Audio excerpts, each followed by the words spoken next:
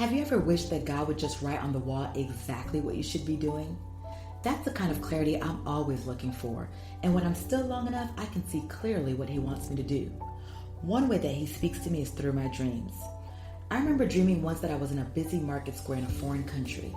It reminded me of when I was stationed in Saudi Arabia and had the opportunity to go shopping for gold. In the dream, I stopped to look at leather journals sold by a jolly plump guy with silver hair who seemed so nice, and our back and forth was pleasant as I negotiated the price of the journals.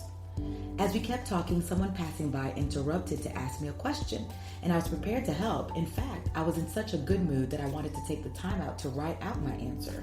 So I grabbed a sticky pad and a pen that appeared out of thin air just in time for me to do what I wanted to do. As I began to write, the vendor playfully pushed the pen out of my hand. Not once, but twice. Not paying him any mind, I picked up the pen a third time with every intention of writing what I wanted to give the other person. This time, the vendor grabbed a wooden bat and violently swung it at me as if to stop me from ever trying again. Since I was dreaming, I suddenly had superhero strength and stopped the bat mid-swing with my bare hand. In one swoop, I grabbed the bat and started to beat the jolly fellow who went from looking plump and pleasant to slick and leathery. His silver locks shriveled up and his blurry features were suddenly clearly defined. He was strong and muscular and evil.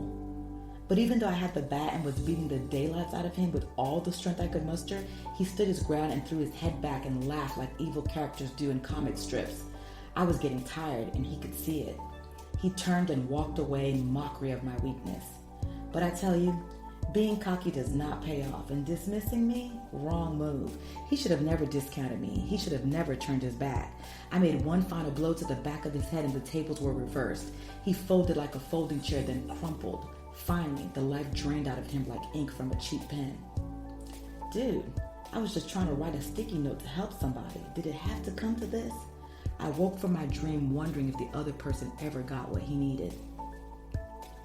Sometimes the enemy only rears its ugly head when we're up to something significant. So long as we're shooting the breeze with him, preoccupied with things outside of our purpose, we don't pose a threat. But the minute we take even the smallest step in the direction of our calling, he'll attempt to hinder us. If he succeeds in his first attempt, we may never know just how ugly he is and how powerful we are. When we put in a serious effort to accomplish what we are destined to do, he's going to show out and show his true colors. And that's when we need to realize that we have what it takes. We have the power to stop the enemy mid-stride and do what we are meant to do. Be who we are meant to be. Have what we're meant to have. We may get weary in working God's plan, but we can outlast the enemy. The key is to be observant. Where is he trying to stop us? That's most likely where we need to be.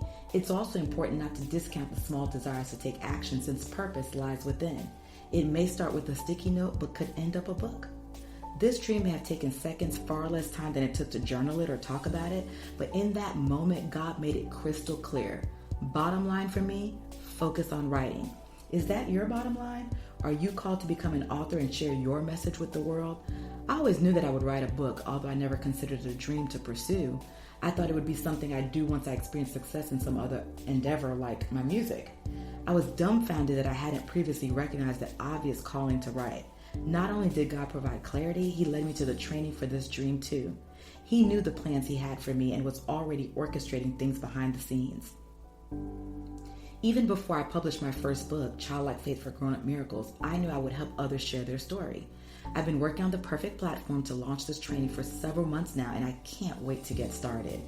I truly believe that we overcome by the blood of the Lamb and the words of our testimonies, so it's vital for you to add your story to the conversation. It's time for you to make a difference through your message. I'm here to teach you what I know and support you every step of the way. Click the button below that says, "Yes, I want to become an author," to join me in this online training program that takes you step by step through the process of writing your book faster, self-publishing strategically, and attracting your ideal readers through social media. It'll be worth every penny. If you're watching this video somewhere other than my website, then please head over there at www.featheredtoleather.com for more information on the course modules, bonuses, guarantees, so you too can click that button that says, "Yes, I want to become an author." Let this be your year to emerge.